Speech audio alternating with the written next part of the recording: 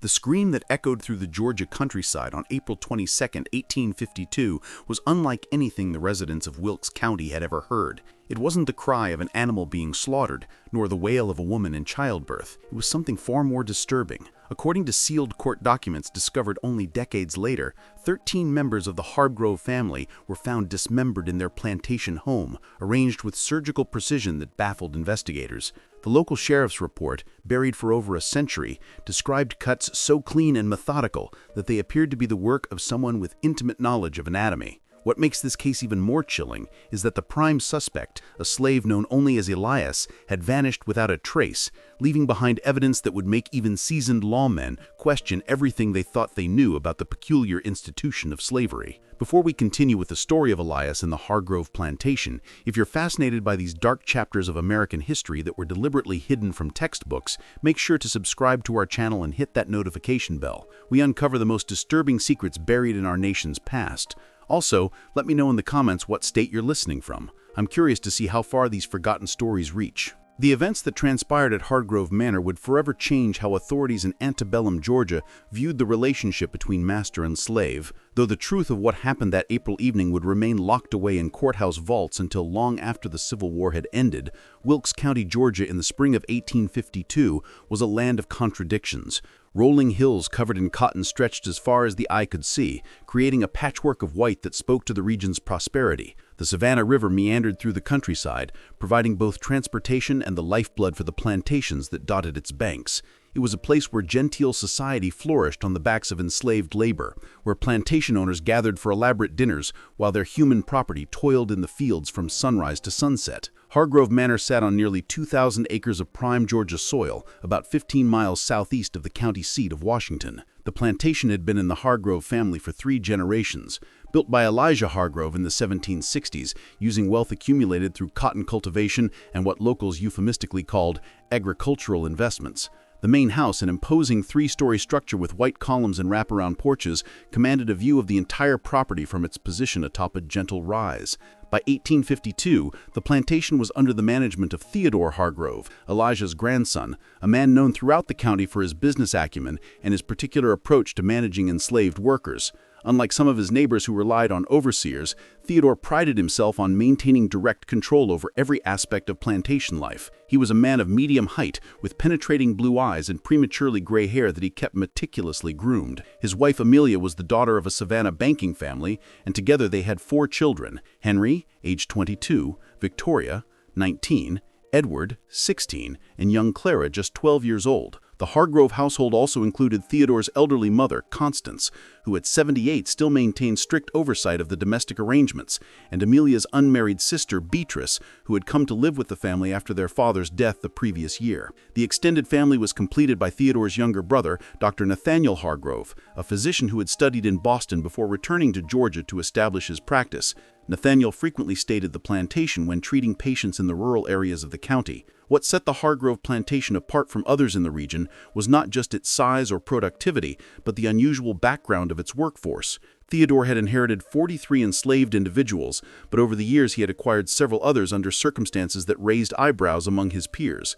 Unlike most slaveholders who purchased their labor from established markets in Savannah or Augusta, Theodore had a peculiar habit of acquiring individuals whom other owners had deemed problematic or unmanageable. It was through this practice that Elias came to Hargrove Manor in the autumn of 1849. The man, who would later be known throughout Georgia by a far more sinister name, had originally belonged to a plantation in neighboring Lincoln County, where he had worked in the slaughterhouse. His previous owner, a man named Harlan Bennett, had been eager to sell Elias after what he described in correspondence as incidents of an increasingly disturbing nature. Elias was a man of imposing physical presence, standing well over 6 feet tall, with broad shoulders and hands that seemed disproportionately large even for his frame. His most striking feature were his eyes, a pale blue that seemed almost colorless in certain light, giving him an unsettling gaze that made even hardened overseers uncomfortable. He spoke little, preferring to communicate through nods and gestures, though those who worked alongside him noted that his silence wasn't born of ignorance, but of careful observation. What made Elias particularly valuable to plantation owners was his exceptional skill with a blade. He could dress a hog in half the time it took most men, his knife work so precise that he wasted virtually no meat in the process. His knowledge of anatomy was encyclopedic. He knew exactly where to cut to separate joints, how to remove organs without puncturing them, and how to preserve meat for long-term storage. These skills had made him indispensable at his previous plantation, despite the growing unease he seemed to generate among both enslaved and free residents. The incidents that had prompted Bennett to sell Elias were never fully documented in official records, but whispered accounts spoke of livestock found butchered with unnecessary brutality, their remains arranged in ways that served no practical purpose. There were also rumors of Elias being found standing over freshly slaughtered animals long after his work should have been completed, his clothes spotless, despite the nature of his labor, as if he had found ways to perform his duties without getting a single drop of blood on himself. When Theodore Hargrove acquired Elias in 1849, he believed he was getting a bargain, a skilled laborer at a fraction of the usual cost. Bennett had been so eager to complete the sale that he accepted nearly 30% less than Elias's assessed value, requiring only that Hargrove promise never to sell Elias back to any plantation in Lincoln County. For nearly 3 years, Elias worked at Hargrove Manor without incident. He was assigned to manage the plantation's meat production, overseeing the slaughter of livestock and the preservation of meat for both the family's consumption and sale to neighboring properties. He worked alone, by his own preference, in a building that had been constructed specifically for this purpose, about 200 yards from the main house. The slaughterhouse was a sturdy brick structure, with thick walls and few windows, designed to keep the interior cool even during Georgia's oppressive summers. Inside, Elias had arranged his tools with military precision, knives of every size and shape hanging from wooden pegs, sharpening stones positioned at exact intervals, and a collection of cleavers that he maintained with obsessive care. The building was always immaculately clean, despite the nature of the work performed there, leading some to wonder how Elias managed to complete his tasks without leaving the usual signs of his profession. The morning of April 22, 1852, began like any other at Hargrove Manor. The early spring air carried the scent of cotton seedlings and the promise of another profitable growing season. Amelia Hargrove was in the kitchen garden, directing the preparation of beds for vegetables that would feed the plantation's inhabitants through the coming months.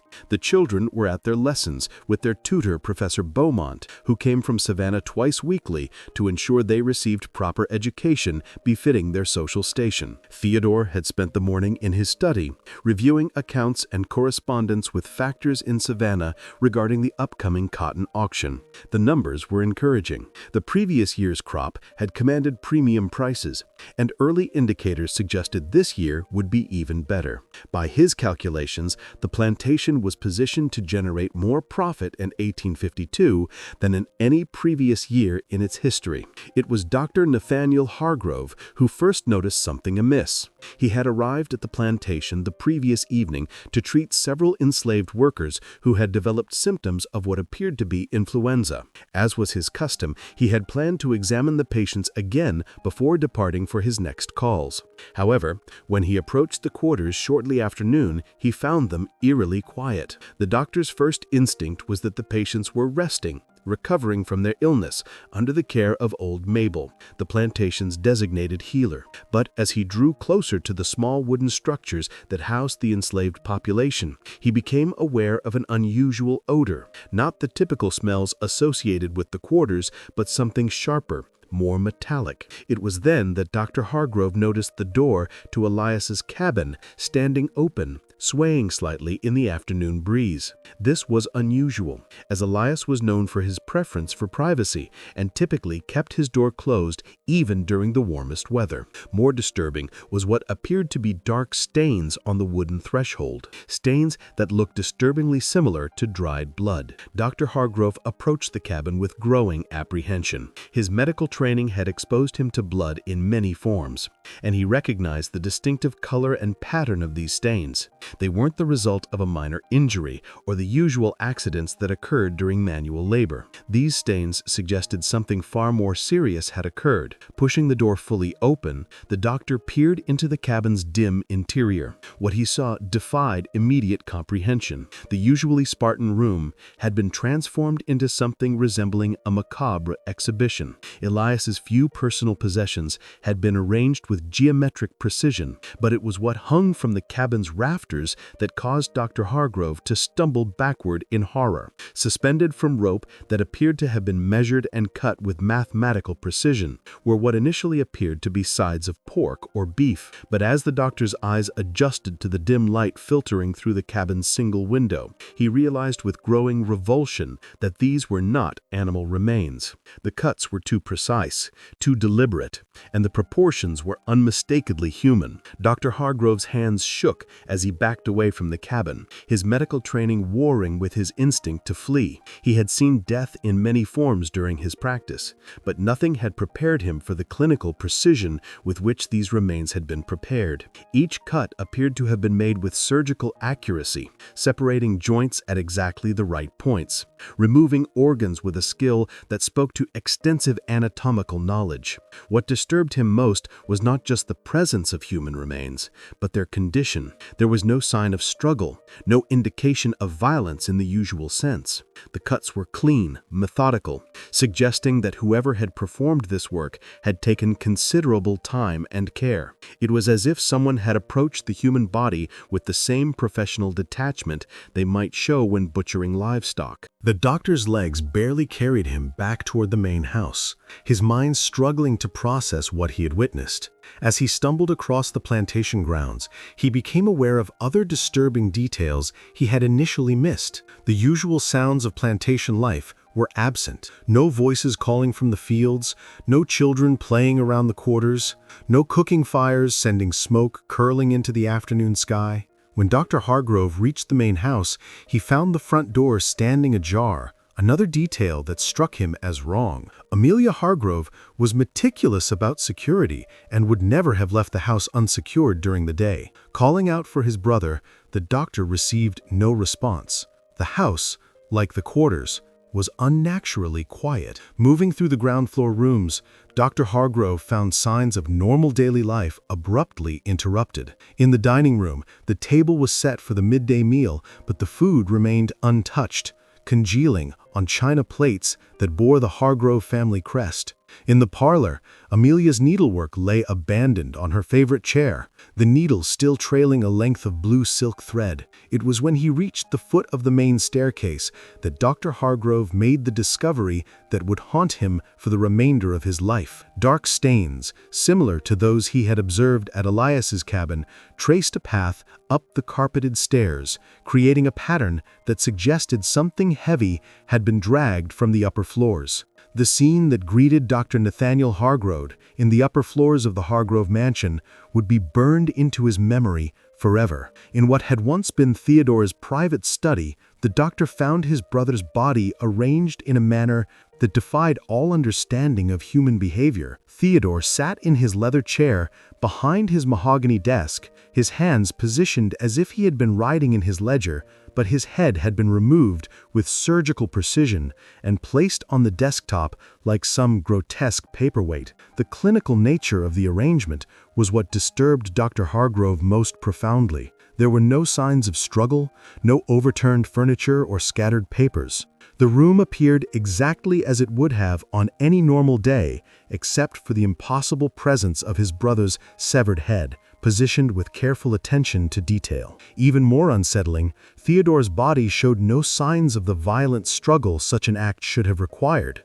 Moving through the house in a state approaching shock, the doctor discovered that every member of the Hargrove household had met a similar fate. Amelia was found in the master bedroom, positioned as if she had been arranging flowers in a vase on the dressing table. Her body remained upright, but her head had been removed and placed among the blooms she had been arranging, creating a tableau that was both artistic and horrifying. The children had been discovered in the nursery, arranged as if they were playing a game. Henry, Victoria, Edward, and young Clara sat in a circle on the floor, their bodies positioned naturally, but each had been decapitated with the same surgical precision. Their heads had been placed in the center of their circle, facing inward, as if they were engaged in conversation. Old Constance was found in her rocking chair on the back porch, positioned as if she were watching the sunset, her severed head placed on a small table beside her chair next to her Bible and reading spectacles.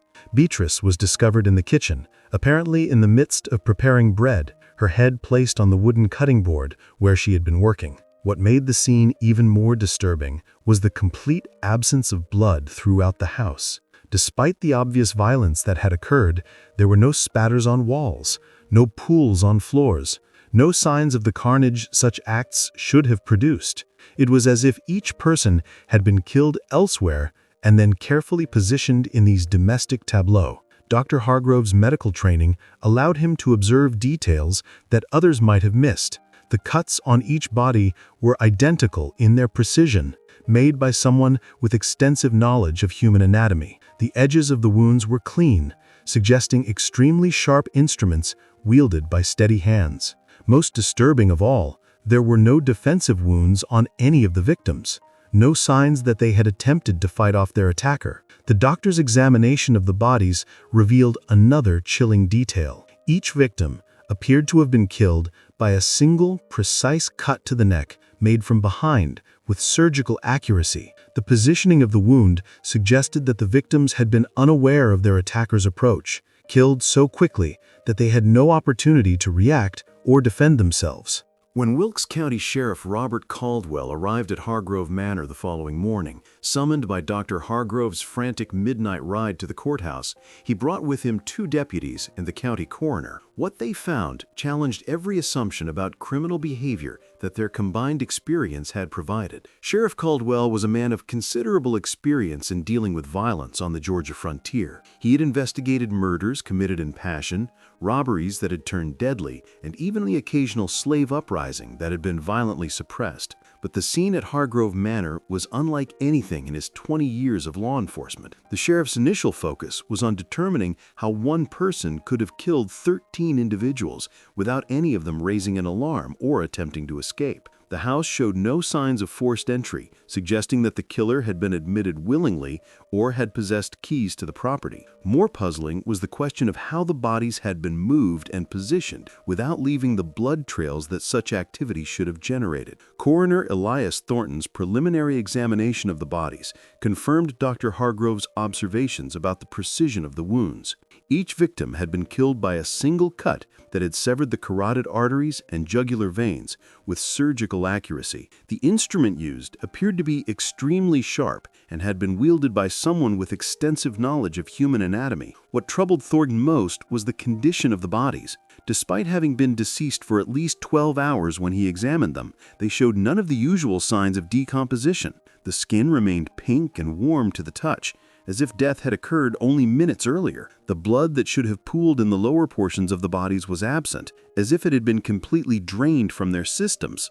The investigation quickly focused on the enslaved population of Hargrove Manor, both because of the obvious implications of such violence against slaveholders and because several members of the enslaved community were missing. Along with Elias, 3 other individuals could not be accounted for: Josiah, a field hand in his 30s, Lydia, a house servant who had worked in the Hargrove kitchen, and Caleb, a young man who had assisted Elias in the slaughterhouse. However, when Sheriff Caldwell and his deputies searched the slave quarters, they found something that complicated their assumptions about what had occurred. Josiah was discovered in his cabin, apparently having died in his sleep. Lydia was found in the kitchen garden, her body positioned as if she had been working among the vegetables. Caleb was located in the slaughterhouse, arranged as if he had been cleaning equipment. Like the members of the Hargrove family, all 3 enslaved individuals had been decapitated with the same surgical precision, their heads carefully positioned near their bodies. The discovery of these additional victims forced the investigators to reconsider their initial theories about the nature of the crime.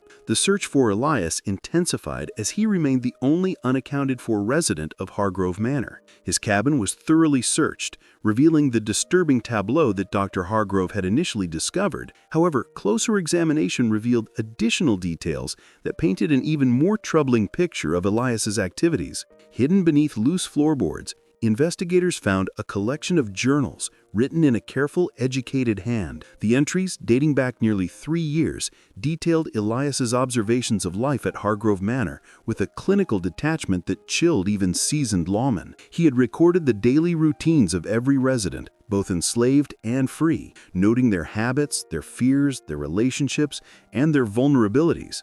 The journals discovered in Elias's cabin would prove to be the key to understanding the methodical horror that had unfolded at Hargrove Manor. Written in precise handwriting that suggested considerable education, the entries revealed a mind that had been planning and preparing for months, possibly years. Sheriff Caldwell, despite his limited formal education, recognized the significance of these documents. He arranged for Professor Lucas Beaumont, the children's former tutor who had been mercifully absent during the massacre, to assist in translating and interpreting Elias's writings. What they discovered challenged every assumption about Elias's background and capabilities. The earliest entries, dating back to October 1849, shortly after Elias's arrival at the plantation, were relatively benign observations about plantation life. Elias had recorded the daily schedules of family members, the routines of other enslaved workers, and detailed notes about the physical layout of the property. However, even these early writings showed an analytical mind at work,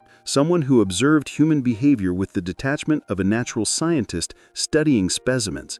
As Professor Beaumont worked through the journals chronologically, a disturbing progression became apparent. Elias's observations gradually shifted from simple recording to active experimentation. He began testing the reactions of both family members and fellow enslaved individuals to subtle changes in routine, documenting their responses with scientific precision. One entry from December 1849 described how Elias had deliberately moved small objects in the main house to observe whether family members would notice. He recorded Amelia Hargrove's reaction when she discovered her favorite vase had been moved 6 inches to the left on the mantelpiece, noting that she had appeared disturbed but unable to articulate the source of her unease.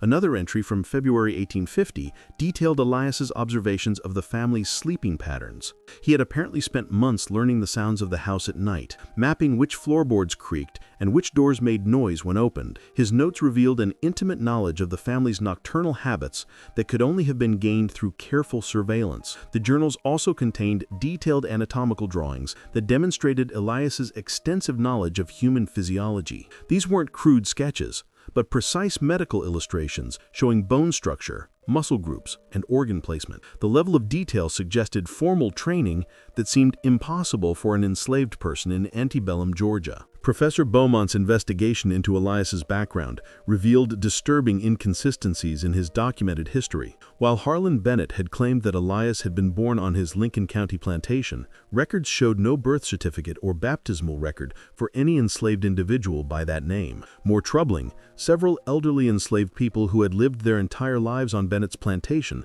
claimed no memory of Elias before 1847. The professor's inquiries in Lincoln County revealed additional mysteries surrounding Elias's past. Dr. Joseph Whitaker, a physician who had treated enslaved workers on Bennett's plantation, remembered Elias well, but for reasons that added new layers to the mystery. According to Whitaker, Elias had possessed medical knowledge that exceeded that of many trained physicians, particularly in the areas of anatomy and surgical technique. Whitaker recalled occasions when Elias had been called upon to assist with medical emergencies, involving both human and animal patients. His skill with the knife was so exceptional that Whitaker had wondered whether Elias might have received training from a qualified physician, though such education would have been highly unusual for an enslaved person in antebellum Georgia. The doctor's memories of Elias also included disturbing details about his behavior during medical procedures. Unlike other assistants who showed appropriate emotional responses to suffering, Elias had remained completely detached, observing procedures with clinical interest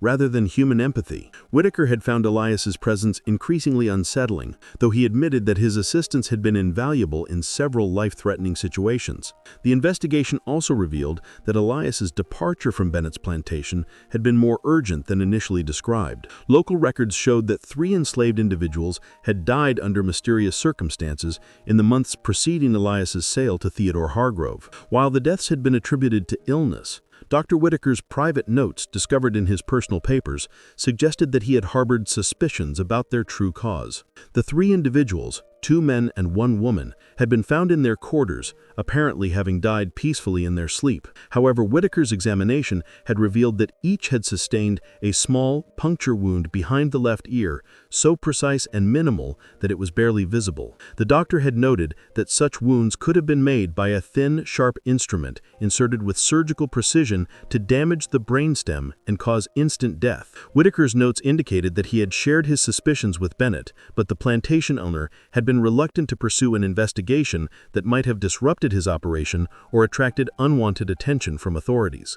Instead, Bennett had quietly arranged to sell Elias to Theodore Hargrove, the first buyer who inquired, accepting a significantly reduced price to expedite the transaction. Sheriff Caldwell's investigation expanded to include other plantations in the region, seeking any information about unusual deaths or disappearances that might be connected to Elias. What they discovered painted a picture of a man who had moved through Georgia's plantation system like a predator, leaving behind a trail of suspicious deaths and unexplained incidents. Records from Greene County showed that a plantation owner named Alexander Morrow had briefly owned Elias in 1848 before selling him to Bennett after what he described as unacceptable behavior. Morrow had been reluctant to provide details, but under pressure from Sheriff Caldwell, he admitted that several of his most valuable enslaved workers had died during Elias's brief tenure on his property. The deaths had occurred over a period of just 3 months.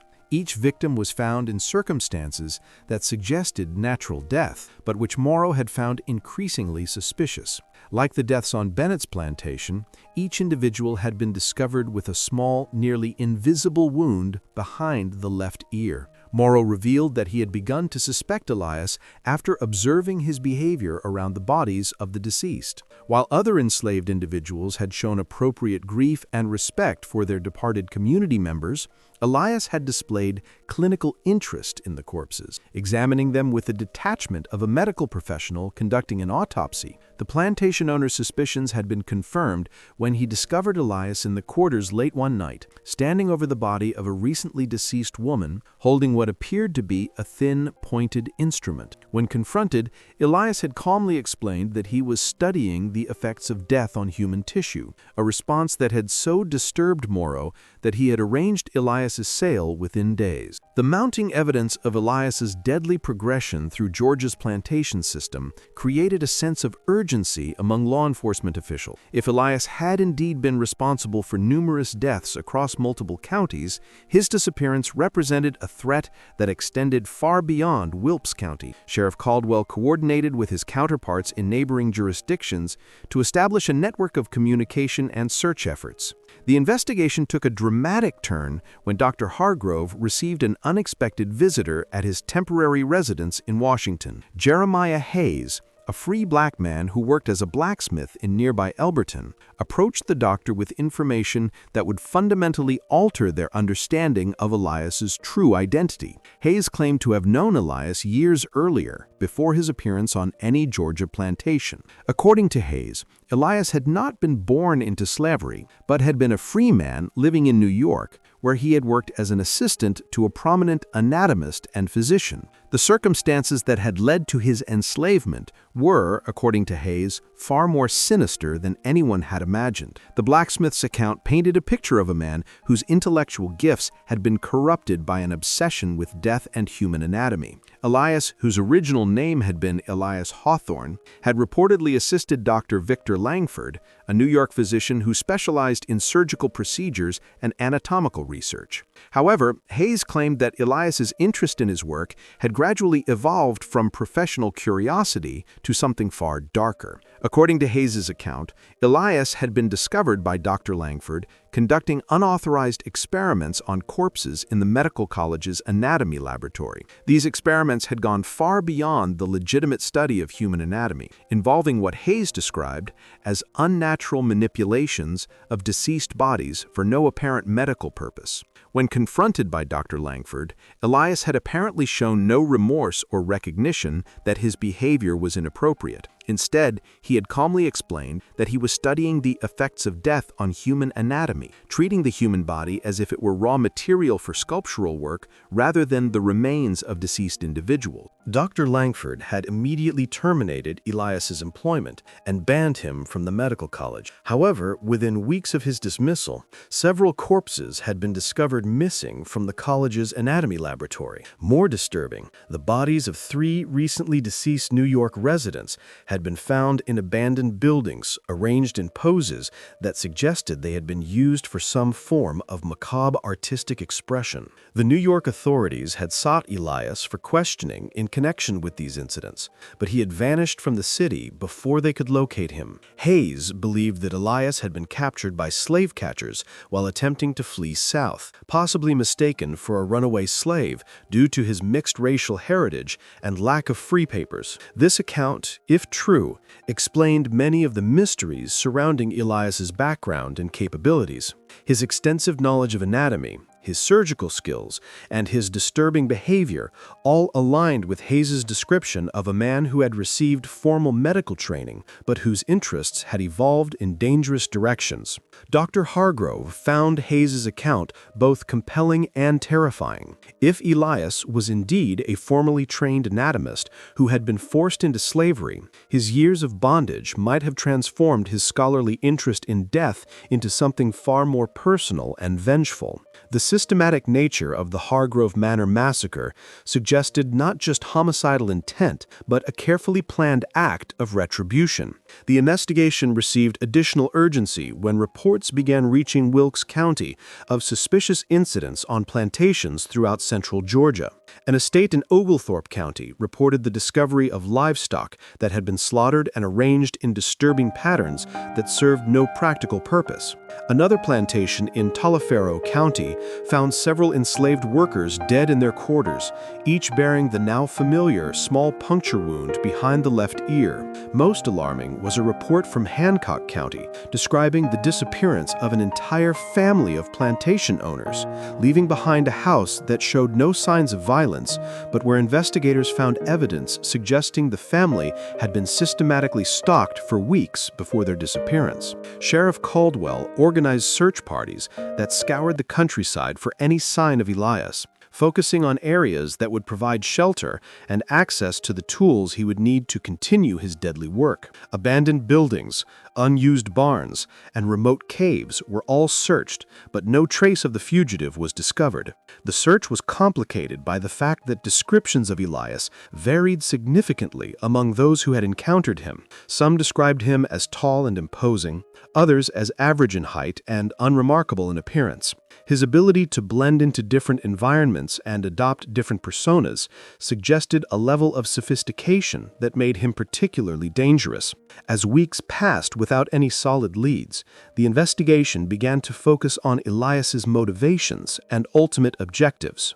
Professor Beaumont's continued analysis of the journals revealed increasingly disturbing insights into Elias's psychological state during his time at Hargrove Manor. The later entries in the journals showed a progression from clinical observation to active planning for what Elias had begun to refer to as his final experiment. These entries described detailed plans for the systematic elimination of everyone on the plantation, not as an act of revenge, but as what he termed an exploration of the aesthetic possibilities of mass mortality. Elias had apparently viewed the Hargrove Manor massacre as an artistic statement, arranging the bodies of his victims to create tableaus that he believed demonstrated the beauty inherent in death. His journals contain sketches showing how he had planned to position each victim, treating the human bodies as components in a larger composition. The journals also revealed that Elias had not acted alone in planning the massacre. References to the disciples and fellow students of the art suggested that he had been in communication with others who shared his disturbed interests. These references were cryptic and indirect, but they raised the possibility that Elias was part of a larger network of individuals with similar proclivities. Just when we thought we'd seen it all, the horror in Wilkes County intensifies. If this story is giving you chills, share this video with a friend who loves dark mysteries. Hit that like button to support our content, and don't forget to subscribe to never miss stories like this. Let's discover together what happens next in this tale of calculated terror. The breakthrough in the Elias investigation came from an unexpected source. Father McCarthy, the Irish priest who served the Catholic families scattered throughout Wilkes and surrounding counties, approached Sheriff Caldwell with information that would finally explain both Elias's whereabouts and the true scope of his activities. Father McCarthy had been conducting his monthly circuit of remote farmsteads when he encountered a group of travelers on the road between Washington and Elberton. The group, consisting of 3 men and 1 woman, had been dressed as itinerant preachers but had behaved behaved in ways that aroused the priest's suspicions. Most disturbing was their leader, a tall man with pale eyes who had insisted on discussing theological questions related to death and resurrection. The conversation, according to Father McCarthy, had focused obsessively on the physical aspects of death and the condition of the human body after the soul's departure. The man had demonstrated knowledge of anatomy that exceeded anything the priest had encountered outside of medical schools, but his interest had seemed more artistic than scientific. What had truly alarmed Father McCarthy was the description of recent religious experiences he claimed to have had. He spoke of receiving divine inspiration to help others transcend the limitations of mortal flesh, and described visions in which he had been instructed to create living sculptures using human bodies. The man had claimed that through his work he was helping souls achieve a more perfect union with their Creator. The priest's description of the group's leader matched witness accounts of Elias, but more importantly, Father McCarthy had observed the group traveling toward Putnam County, where they claimed to be planning a great revival meeting that would demonstrate their unique approach to spiritual enlightenment. Sheriff Caldwell immediately dispatched riders to alert his counterpart in Putnam County and began organizing a pursuit party. However, before they could depart Wilkes County, they received word that their destination had already been determined. A plantation owner named Colonel Thomas Whittaker had sent an urgent message requesting immediate assistance with what he described as the most horrific crime ever perpetrated in the state of Georgia. The scene that greeted law enforcement officials at the Whittaker plantation exceeded even the horrors discovered at Hargrove Manor. The colonial-era mansion, which had been in the Whittaker family since the 1600s, had been transformed into what could only be described as a gallery of human death. In the main parlor, 17 members of the household had been arranged in an elaborate tableau that depicted what appeared to be a formal dinner party. Each victim had been positioned with meticulous attention to detail, seated around the massive mahogany dining table, with their severed heads placed on china plates before them. The arrangement had been designed to create the illusion that the family was sharing a meal together, even in death. Candles had been lit around the room, casting flickering shadows that gave the macabre scene an almost festive atmosphere. But it was in the mansion's ballroom that investigators discovered the true extent of Elias's artistic vision. The bodies of 32 enslaved individuals from the plantation had been arranged in dancing poses, their heads replaced with the heads of various family members to create the impression of an integrated social gathering that would have been impossible in life. The precision required to create such a scene spoke to hours, possibly days of methodical work. Dr. Hargrove, who had accompanied the law enforcement team to provide medical expertise, found evidence that Elias had been assisted by at least 3 other individuals. The sheer scope of the work, combined with witness accounts of the traveling preacher group, confirmed that Elias had successfully recruited disciples who shared his disturbed vision. The investigation of the Whittaker plantation revealed additional evidence of Elias's evolving methodology. Unlike the instantaneous deaths at Hargrove Manor, several of the Whittaker victims showed signs of having been kept alive during the initial stages of their ordeal. The implication was that Elias and his followers had refined their techniques to extract maximum psychological impact from their victims' final moments. Hidden in the plantation's root cellar, investigators discovered what appeared to be Elias's field laboratory. The underground chamber had been converted into a surgical suite, complete with medical instruments, anatomical charts, and detailed notes describing various experimental procedures.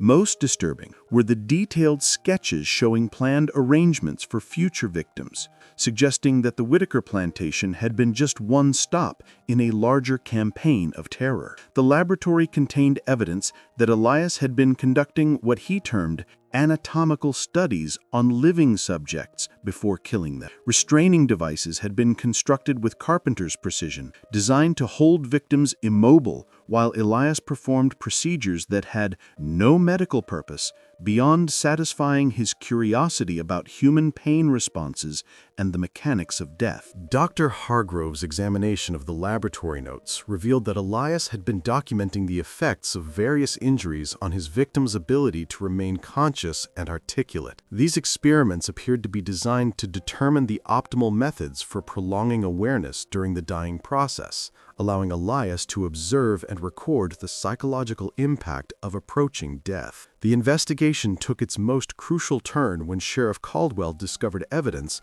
that Elias and his disciples had not yet completed their work at the Whitaker Plantation. Fresh supplies had been delivered to the laboratory within the previous 48 hours, including surgical instruments that showed no signs of use. More ominously, detailed maps of neighboring plantations had been found with specific locations marked and annotated. The maps revealed that Elias had conducted extensive surveillance of at least 6 additional properties in Putnam and Wilkes counties. Each location had been studied with the same methodical attention to detail that had characterized his earlier attacks. Guard schedule, family routines, and structural layouts had all been documented with military precision. Most alarming was the discovery of a detailed timeline showing planned attacks extending through the summer months of 1852. Elias had apparently envisioned a campaign of terror that would ultimately encompass dozens of plantations throughout central Georgia. His notes suggested that he viewed each attack as part of a larger artistic work,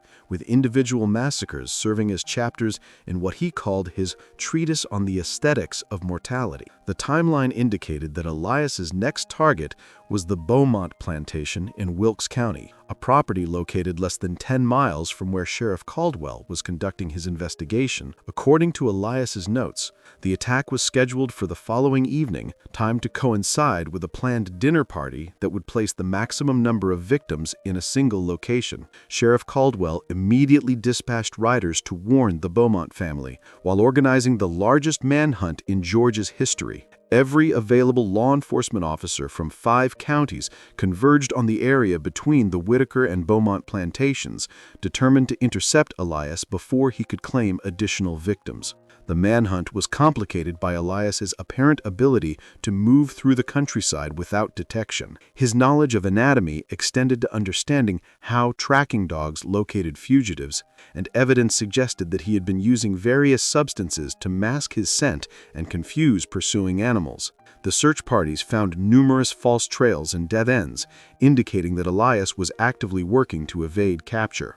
As evening approached on what Elias's timeline indicated would be the night of the Beaumont attack, law enforcement officials had still found no trace of the fugitive or his disciples. The decision was made to use the Beaumont plantation as bait, positioning armed officers throughout the property while allowing the planned dinner party to proceed under heavy but concealed security. Colonel Samuel Beaumont, a veteran of the War of 1812 and an experienced military commander, insisted on maintaining normal household routines to avoid alerting Elias that his plans had been discovered. The dinner party proceeded as scheduled, with 12 guests and family members dining in the main house, while nearly 30 armed men waited in concealment around the property. The attack came not from the direction anyone had anticipated. Rather than approaching the main house directly, Elias and his disciples had apparently spent days tunneling beneath the plantation grounds, using their knowledge of the property's layout to create an underground network that allowed them to emerge inside the house itself. The first indication that something was wrong came when one of the dinner guests, Mrs. Margaret Beaumont, commented that she could hear what sounded like scratching beneath the dining room floor. Before anyone could respond to her observation, sections of the wooden flooring began to give way, and 4 figures emerged from beneath the house, with the sudden violence of predators springing from ambush. Elias's appearance had changed dramatically since his disappearance from Hargrove Manor. His hair had grown long and unkempt, and his clothes were stained with substances that the dinner guests preferred not to identify. Most disturbing was his expression. The clinical detachment that witnesses had described had been replaced by something approaching religious ecstasy, as if he viewed his deadly work as a form of worship. The 3 disciples who accompanied Elias were equally transformed. 2 appeared to be former enslaved individuals who had somehow joined Elias's cause, while the third was recognizably white, possibly an overseer or small farmer who had been recruited into Elias's twisted philosophy. All 4 moved with practiced coordination, suggesting extensive planning and rehearsal. The attack that followed was unlike anything in the previous massacres. Rather than the swift surgical killings that had characterized Elias's earlier work, the assault on the Beaumont dinner party became a prolonged ordeal designed to maximize psychological impact. Elias and his disciples had apparently decided to abandon stealth in favor of conducting their work in full view of living witnesses. The hidden law enforcement officers, caught off guard by the attackers' method of entry, found themselves unable to intervene without risking the lives of the dinner guests. The dining room had become a confined space where any gunfire might prove as dangerous to victims as to perpetrators. Elias's behavior during the attack revealed the full extent of his psychological deterioration. He moved through the room like a conductor directing an orchestra, positioning his disciples and issuing instructions with calm authority while chaos erupted around him. His primary focus seemed to be on creating another of his disturbing tableaus, treating the terror of living victims as simply another component in his artistic vision. The standoff in the Beaumont dining room lasted for nearly 2 hours, during which time Elias demonstrated the full extent of his psychological manipulation skills. Rather than immediately killing his captives, he engaged them in what he described as philosophical discussions about the nature of death and the human soul's relationship to physical existence. Elias's monologue, witnessed by law enforcement officers positioned outside the dining room windows, revealed the twisted logic that had driven his campaign of terror. He spoke of death as the ultimate artistic medium, claiming that the arrangement of lifeless human bodies allowed him to create beauty that transcended the limitations of conventional art. In his mind, he was not committing murder, but rather crafting sculptures using the finest materials available. The captive dinner guests, paralyzed by fear and the immediate threat of violence, found themselves unwilling participants in Elias's deranged philosophy lesson. He forced them to examine the bodies of 2 victims he had already killed, pointing out what he considered the aesthetic qualities of their final poses and explaining his techniques for preserving the appearance of life even after death. Dr. Hargrove, observing from his concealed position outside the house, recognized that Elias's behavior had evolved far beyond simple homicidal intent.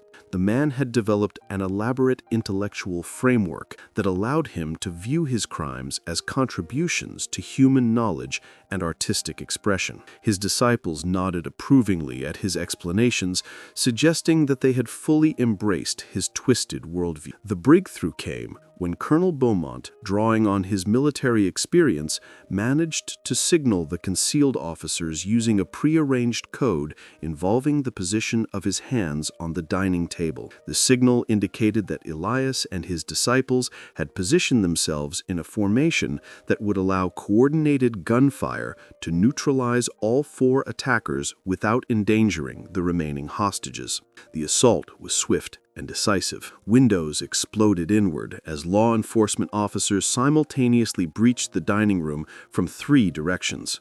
Elias, caught in the middle of explaining his anatomical techniques to a terrified Mrs. Beaumont, had no opportunity to react before multiple rifle balls struck him center mass. His 3 disciples attempted to use their hostages as human shields, but the officers' positioning had been planned to prevent such tactics. Within seconds, all 4 attackers lay dead on the Beaumont dining room floor, their blood mingling with that of their earlier victims in a final unintended tableau. Elias's death ended the immediate threat, but the investigation into his activities would continue for months. The subsequent examination of his laboratory and journals revealed evidence linking him to suspicious deaths across 6 counties, spanning nearly 4 years. Conservative estimates suggested that Elias and his disciples had been responsible for the deaths of over 100 individuals, making them among the most prolific killers in American history. The discovery of correspondence in Elias's laboratory revealed that his network of disciples had extended beyond the 3 men killed at the Beaumont plantation. Letters from individuals in Alabama, Florida, and Mississippi suggested that Elias had been recruiting followers across the entire southeastern United States, spreading his philosophy of death as art to receptive minds in the slave-holding regions. Law enforcement agencies throughout the South coordinated efforts to track down these additional disciples, leading to arrests and investigations that continued well into 1853. Several individuals were identified as having participated in suspicious deaths that bore Elias's distinctive characteristics, though many others successfully evaded capture by fleeing to the Western territories. The psychological impact of Elias's campaign extended far beyond his direct victims. Plantation owners throughout Georgia implemented unprecedented security measures, fundamentally altering the relationship between enslaved and free populations. The realization that someone with Elias's intelligence and skills could operate undetected for years created a climate of suspicion that poisoned social relationships across the region. Perhaps most disturbing was the discovery that Elias's philosophy had found adherents among both enslaved and free populations. His journals contained letters from supporters who praised his work and expressed interest in learning his techniques. The idea that systematic killing could be justified as artistic expression had apparently resonated with individuals whose resentments and grievances had led them to embrace violence as a form of creative expression. The official investigation concluded with a report that was immediately classified and sealed by Georgia authorities. The document, not discovered until after the Civil War, revealed that Elias's true identity remained a mystery despite extensive investigation. Jeremiah Hayes's account of Elias's New York background could never be verified, and no records of an Elias Hawthorne matching his description could be found in New York. The report speculated that Elias might have been an educated free black man who had deliberately entered the slave system to gain access to potential victims, or possibly a white man whose mixed racial heritage had allowed him to pass as enslaved when convenient. His sophisticated understanding of human psychology and his ability to manipulate both individual victims and entire communities suggested formal education that exceeded anything typically available to enslaved individuals. More troubling was the report's conclusion that Elias's campaign represented not an isolated incident, but possibly the beginning of a larger movement. References in his correspondence suggested that similar individuals were operating in other slaveholding regions, using the cover of the plantation system to pursue their deadly interests.